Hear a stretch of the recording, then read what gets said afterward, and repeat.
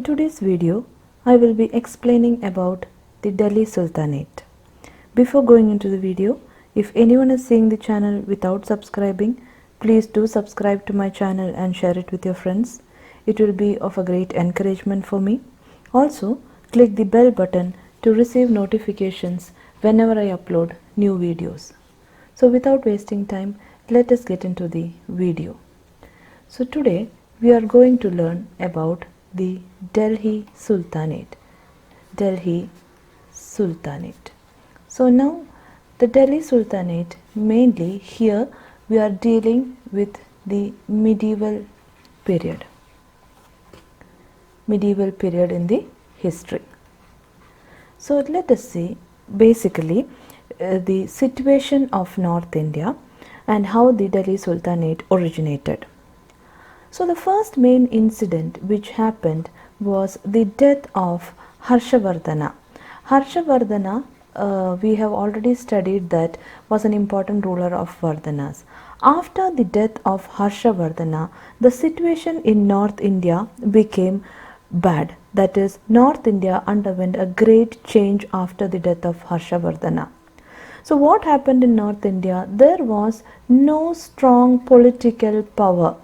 No strong political power in North India after the death of Harshavardhana. Harshavardhana was a strong ruler, but after his death, there was no strong political power.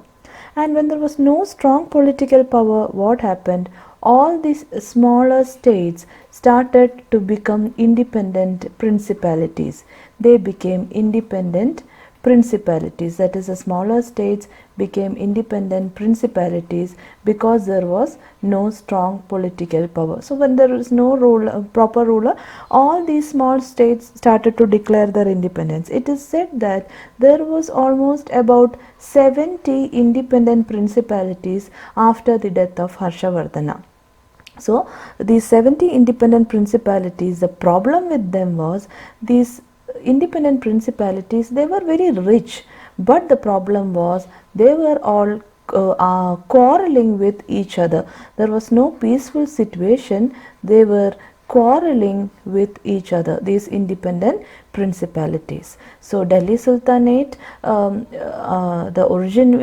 situation we see is after the death of Harshavardhana, there was no strong political power. There was 70 independent principalities. Because there was no political power, they started to declare their independence. There was almost 70 independent principalities. They were rich, but they were quarreling with each other. That was their major problem. So when these independent principalities, that is so we see that there was many independent principalities. Almost, I said, there was almost 70 independent principalities, and these principalities were quarreling with each other. That led to a lot of disunity between them. So there was no unity between these principalities, and when there is disunity inside the country, we all know who will make use of it? The foreigners, and this led to foreign invasion. So when these independent principalities started fighting with each other, that led to a lot of disunity, and this disunity led to foreign invasion. So this was the first situation which existed in India after the death of Harshavardhana. There was no strong political power. Because of that, many independent principalities came. They were fighting with each other, and disunity was there, and this led to foreign invasion. Now let us see about the foreigners who invaded India. So let us see about the foreign invasion. Among the foreigners who invaded India, one of the first among the Muslims to invade India was Arabs. So Arabs was one of the first among Muslims to invade India. They were one of the first. After the Arabs, next group came, that is the Turks. After the Arabs, Turks came to invade India, and among them one of the most important person who invaded India was Muhammad of Ghazni. one of the most important personality who invaded India was Muhammad of Ghazni. It is said that this Muhammad of Ghazni, he led almost 17 expeditions to India. So you can understand how much they have came and attacked India. They led almost 17 expeditions to India, and these 17 expeditions were from about 1000 to 1027 century era. From 1000 to 1027 century era, Muhammad of Ghazni led almost 17 expeditions to India. So foreigners came and invaded India. Arabs were the first Muslims. After them, the Turks came and invaded India. Among the Turks, Muhammad of Ghazni led 17 expeditions to India from almost 1000 to 1027 century era. So now whatever points we have learned, let us see it once more. So we have seen that during the medieval period, North India underwent a great change after the death of Harshavardhana. The absence of strong political power gave rise to many independent principalities, and they were very rich, but they were quarreling among themselves. This disunity led to foreign invasion. Arabs were the first among Muslims to invade India. After them, the Turks came to invade India, and Muhammad of Ghazni, he led almost 17 expeditions to India from 1000 to 1027 century era. So now let us move on to the next point. Now, why did all these invasions happen? Why did all these foreigners came to invade India? These all invasions mainly happened to plunder the wealth of the country. That we all know that India was a very rich country, and these invasions mainly happened to plunder the wealth. Plunder the wealth, especially the wealth from rich towns and the wealth from temples. All this wealth had to be plundered. That is why these foreigners continuously came and invaded India. Now there was a from where do we get information about all these? There was a very famous Persian scholar. His name was Al-Biruni. Al-Biruni. He was a very famous Persian scholar. It is said that he accompanied Muhammad of Ghazni in one of his expedition. This Al-Biruni wrote a very famous book. The book of Al-Biruni is called as Kitab-ul-Hind. Al-Biruni's book's name is Kitab-ul-Hind. In this book, he tells about the expeditions to India. Now we saw that foreigners mainly came to plunder the wealth, especially the rich towns and temples. Al-Biruni, a Persian scholar, wrote a book, Kitab-ul-Hind, and from that book we get a lot of information about all these expeditions of foreigners to India. Now, so we saw about Muhammad of Ghazni. Now, after the death of Muhammad of Ghazni, what happened? So, Muhammad of Ghazni, he died in 1030 century era. Muhammad of Ghazni, he died in 1030 century era. That was the year of the death of Muhammad of Ghazni. And after the death of Muhammad of Ghazni, for almost 1.5 centuries, India was free from any invasions. So almost for about 1.5 century, India was there was no major invasions or foreign invasions in India. So India was free from invasion after the death of Muhammad of Ghazni. That is after 1030 century era, that is after the death of Muhammad of Ghazni, for almost 1.5 century, India was free from invasion. Then what happened? Then is the next event which happened, that is in 1175 century era. 1175 century era, the next person came to invade India, that is Muhammad Ghori. After the death of Muhammad of Ghazni, after 1.5 century, 1175 century era, the next person came to invade India, that is Muhammad of Ghori. So now we are going to learn about what happened after the coming of Muhammad Ghori. So here we are seeing about Muhammad Ghori. He came to invade India in 1175 century era. Now let us see what happened. Muhammad Ghori, first he was defeated by Prithviraj Chauhan. The first incident which happened was he was defeated by Prithviraj Chauhan. So in which battle he was defeated by Prithviraj Chauhan? He was defeated by Prithviraj Chauhan in the very famous first battle of Tarain.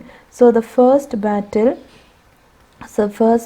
of Tarain happened, and in this battle Muhammad Ghori was defeated by Prithviraj Chauhan. This battle, that is first battle of Tarain, happened in 1191 century era. So Muhammad Ghori, he came to India in 1175 century era, and he invaded, but he was defeated by Prithviraj Chauhan in the first battle of Tarain, and this happened in 1191 century era. After the first battle of Tarain, then the next battle which happened was the second battle of Tarain. The second battle of Tarain, it happened very soon, that is, it happened in 1192 century era. 1192 century era, second battle of Tarain happened, but in this battle, who was defeated? In the second battle of Tarain, Prithviraj Chauhan was defeated. So here Prithviraj Chauhan was defeated. So in the first battle of Tarain, Muhammad of Ghori was defeated, and in the second battle of Tarain, here in 1192 century era, Prithviraj Chauhan was defeated. And after defeating Prithviraj Chauhan, you know, Muhammad of Ghori, he captured many places in India. He captured Ajmer was captured, then Delhi was captured. All these places were captured by Muhammad of Ghori. So he captured different places like Ajmer, Delhi, etc. And what happened after conquering all these places? What Muhammad Ghori did, he did not directly control these places. So Muhammad Ghori did not directly control Muhammad Ghori did not directly control the places. One second. So Muhammad Ghori, after conquering all these places, he entrusted a person to rule or to administer these places. Who was that person? That is Muhammad Ghori's all Indian possessions. All the Indian possessions of Muhammad Ghori was taken care by his trusted slave. That is, Muhammad Ghori had a trusted slave, and that person took care of all Muhammad Ghori's Indian possession, and that trusted slave and his general, okay, he was called as Qutubuddin Aibak. Qutubuddin Aibak. He was the person who took care of all the Indian possessions of Muhammad Ghori. So Qutubuddin Aibak, Muhammad Ghori entrusted Qutubuddin Aibak to take care of all his Indian possessions. So after conquering the places like Ajmer and Delhi, he entrusted his general or his slave Qutubuddin Aibak to take care of all the Indian possessions. So now let us once more see what all points we have learned till now. That is, the repeated attacks of the foreigners were to plunder the wealth of big towns and rich temples. And Al-Biruni, a Persian scholar, he wrote a famous book, that is Kitab-ul-Hind. After the death of Muhammad of Ghazni, that is in 1030 century era, India was free from invasion for almost 1.5 century. In 1175 century era, Muhammad Ghori invaded India, and he was defeated by Prithviraj Chauhan in the first battle of Tarain. And in the second battle of Tarain, Prithviraj Chauhan was defeated and captured. Muhammad Ghori captured Ajmer and Delhi and established Muslim rule in India, and he entrusted the administration of his Indian possession to his trusted slave and his general, that is Qutubuddin Aibak. And now we know that Muhammad Ghori had captured the places, and now Qutubuddin Aibak is taking care of his Indian possession. Now what happened after the rule of Muhammad Ghori? So Muhammad Ghori, He died in 1206 century era. So Muhammad Ghori died in 1206 century era. And after the death of Muhammad Ghori, you know that all the Indian possessions were taken care by Qutbuddin Aibak. All the Indian possessions were taken care by Qutbuddin Aibak. So after the death of Muhammad Ghori, naturally Qutbuddin Aibak, he declared his independence. When master was dead, he declared his independence. He was actually a slave and a general, but after the death of his master, he declared his independence, and he founded the dynasty called as Mamluk dynasty.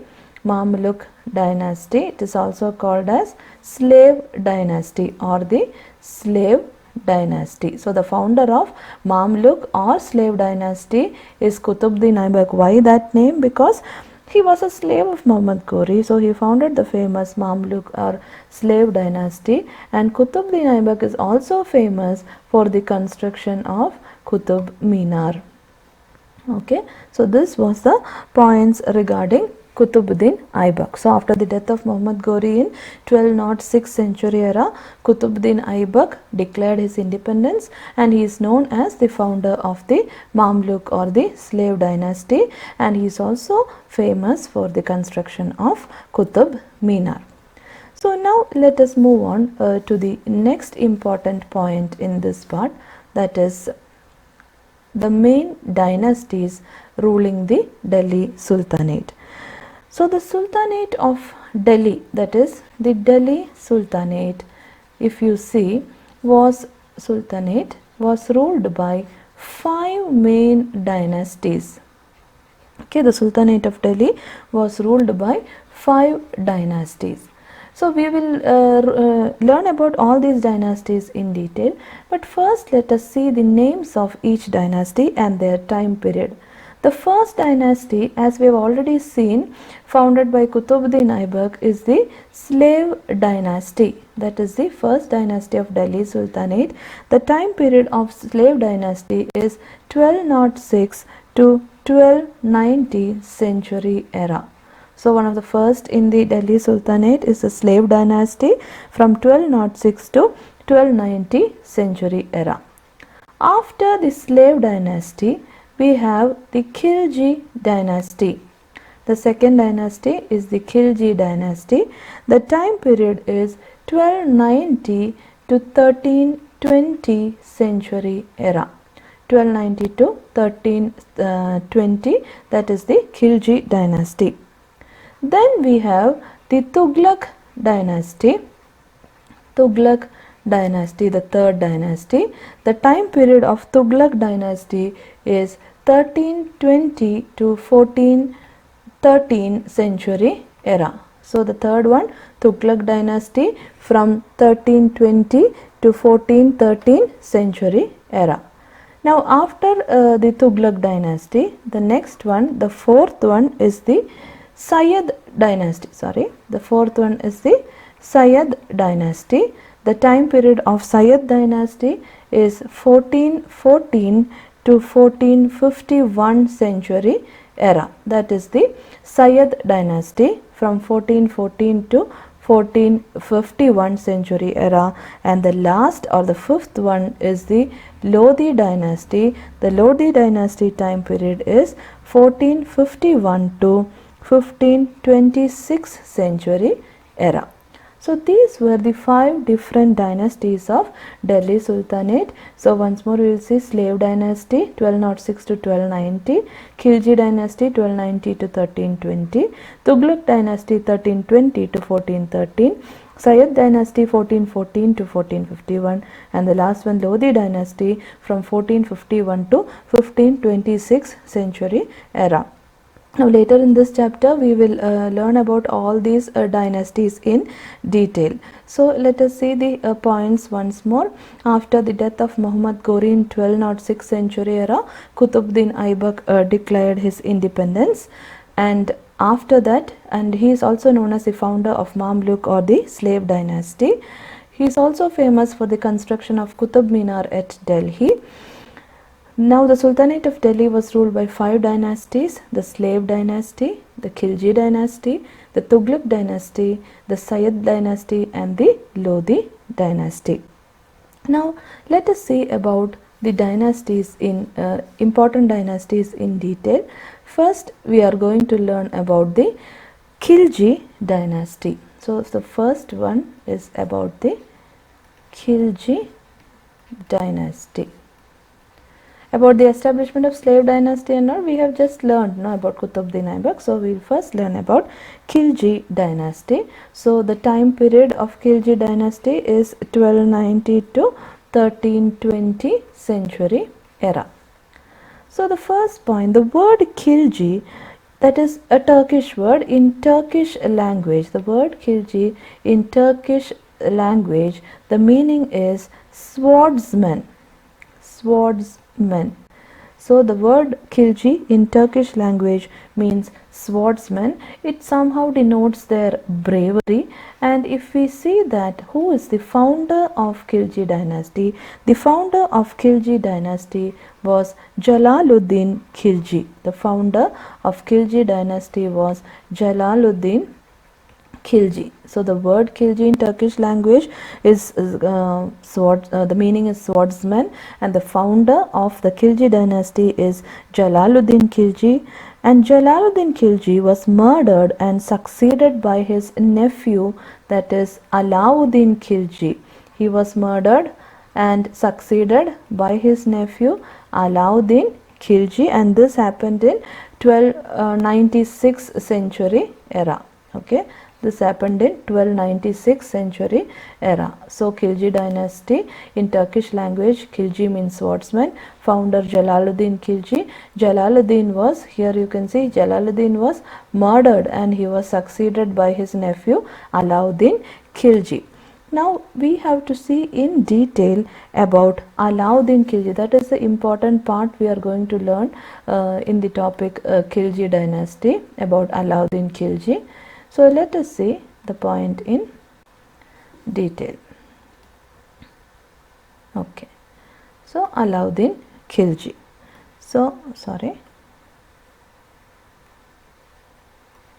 Alauddin Khilji. Now we are going to learn in detail about Alauddin Khilji. In this video I will just introduce about Alauddin Khilji.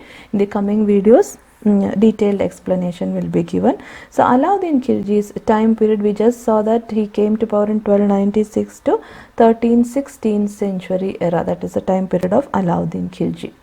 His early name, Alauddin Khilji's early name was Aligur Shah. That was his early name. His early name was Aligur Shah, and he was brought up and taken care by his uncle Jalaluddin Khilji, because Alauddin lost his father at a very young age, and that is why he was taken care by his uncle, taken care by Jalaluddin Khilji. And who is Jalaluddin Khilji? He was the uncle of Alauddin Khilji, because Alauddin Khilji lost his father at a very young age. There was also one more relation between Alauddin and Jalaluddin, that is Alauddin married Jalaluddin Khilji's daughter. Jalaluddin's daughter. Alauddin married Jalaluddin Khilji's daughter. So there was two relations. One was he was his uncle and he was taken care by Jalaluddin at a very young age, and he also married the daughter of Alauddin Khilji. Now Alauddin Khilji later we have just studied that he has killed his uncle and he has came to power. So just we will see what all points we have learned till now. That is about Khilji dynasty we learned, that is the term Khilji in Turkish language means swordsman. Jalaluddin Khilji was a founder of Khilji dynasty. He was murdered and succeeded by his nephew Alauddin Khilji. And about Alauddin Khilji, his early name was Aligur Shah. He was brought up by his uncle Jalaluddin, as he lost his father at a very young age. Alauddin married the daughter of Jalaluddin, and Alauddin invaded and captured places like Malwa, invaded Malwa, and he also captured the town of Bilsa. So Alauddin's conquest in detail we have to learn, that is in the coming video we will learn the details regarding the conquest of Alauddin Khilji. Now the beginning is after conquering the town of Bilsa. So here we saw that he conquered, after conquering Malwa, he conquered captured the town of Bilsa. That is, Bilsa was a town, and this town was captured by Alauddin. The town of Bilsa was captured by Alauddin Khilji.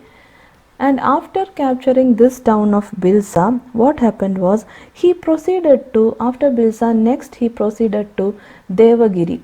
But the problem was that during that time he did not take the permission of Sultan. That time permission was Jalaluddin Khilji. But he captured Devagiri, and he came back with a large amount of gold, silver and riches. He bought a lot of riches after conquering Devagiri. But after that, later Alauddin killed his uncle and he proclaimed himself as Sultan. So when he captured Bilsa and Devagiri, that time Jalaluddin was a Sultan, but afterwards what Alauddin did, he killed Jalaluddin. He killed Jalaluddin and he proclaimed himself as Sultan. Proclaimed as Sultan. That is, Alauddin Khilji proclaimed himself, that is very important, he proclaimed himself as the Sultan. So he conquered Malwa and the town of Bilsa was captured by him. After that he went to Devagiri, but this was without the permission of the Sultan. After that he brought a lot of riches from Devagiri. Later he killed Jalaluddin and he proclaimed himself as the Sultan. So this was how Alauddin Khilji came to power. So he proceeded to Devagiri without taking the permission of the Sultan, and he returned with heavy amount of gold and silver, and Alauddin killed his uncle and proclaimed himself as the Sultan. So this much is the introduction about Alauddin Khilji. I hope you have understood all the points very clearly. Today I have tried a new method of explaining.